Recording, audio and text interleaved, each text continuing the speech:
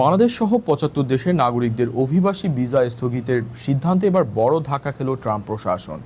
New ইয়র্কের federal আদালত বলেছে, জাতীয়তার ভিত্তিতে ভিসা বন্ধের এই নীতি আইনগত ক্ষমতার সীমা ছাড়িয়েছে। ফলে বাংলাদেশি আবেদনকারীদের মধ্যেও তৈরি হয়েছে নতুন আশার সম্ভাবনা।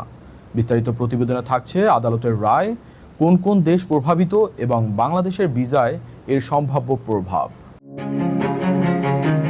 যুক্তরাষ্ট্রে অভিবাসন প্রত্যাশীদের জন্য বড় আইনি পরিবর্তন। প্রেসিডেন্ট ডোনাল্ড ট্রাম্প প্রশাসনের বাংলাদেশ সহ ৭৫ দেশের নাগরিকদের অভিবাসী ভিসা স্থগিত রাখার নীতিকে অবৈধ ঘোষণা করেছেন নিউ ইয়র্কের এক ফেডারেল বিচারক।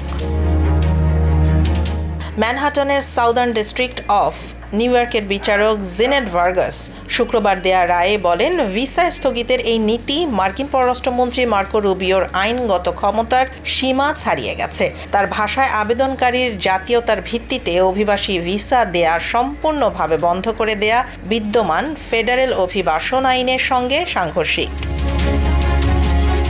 চলতি বছরের জানুয়ারি থেকে কার্যকর হওয়া এই নীতির আওতায় বাংলাদেশ ছাড়াও পাকিস্তান সহ দক্ষিণ এশিয়ার কয়েকটি দেশ, Brazil, Colombia, Uruguay, Bosnia, Albania এবং আফ্রিকা, মধ্যপ্রাচ্য ও ক্যারিবীয় অঞ্চলের বহু দেশের নাগরিক প্রভাবিত হন।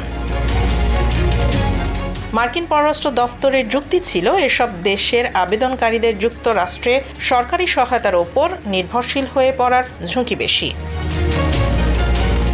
এই নীতির বিরুদ্ধে মামলা করে অভিবাসন অধিকার সংগঠন, ভিসা আবেদনকারী এবং যুক্তরাষ্ট্রের এমন নাগরিকরা যারা নির্ধারিত দেশগুলো থেকে পরিবারের সদস্যদের যুক্তরাষ্ট্রে আনার চেষ্টা করছিলেন। বিচারক ভার্গাস বলেন, কনসুলার কর্মকর্তাদের অভিবাসী ভিসা আবেদনের সিদ্ধান্ত নেয়ার ক্ষমতা থেকে পররাষ্ট্রমন্ত্রীর কর্তৃত্ব আইন দ্বারা সীমিত করা হয়েছে। ফলে জাতীয়তার ভিত্তিতে সামগ্রিকভাবে ভিসা স্থগিত করার সিদ্ধান্ত আইনসঙ্গত নয়। তবে আদালতের এই রায়ের পর নীতিটি কিভাবে এবং কত দ্রুত পরিবর্তিত হবে তা এখনও স্পষ্ট নয়। মার্কিন পররাষ্ট্র দফতরও রায় নিয়ে এখনও আনুষ্ঠানিক মন্তব্য করেনি।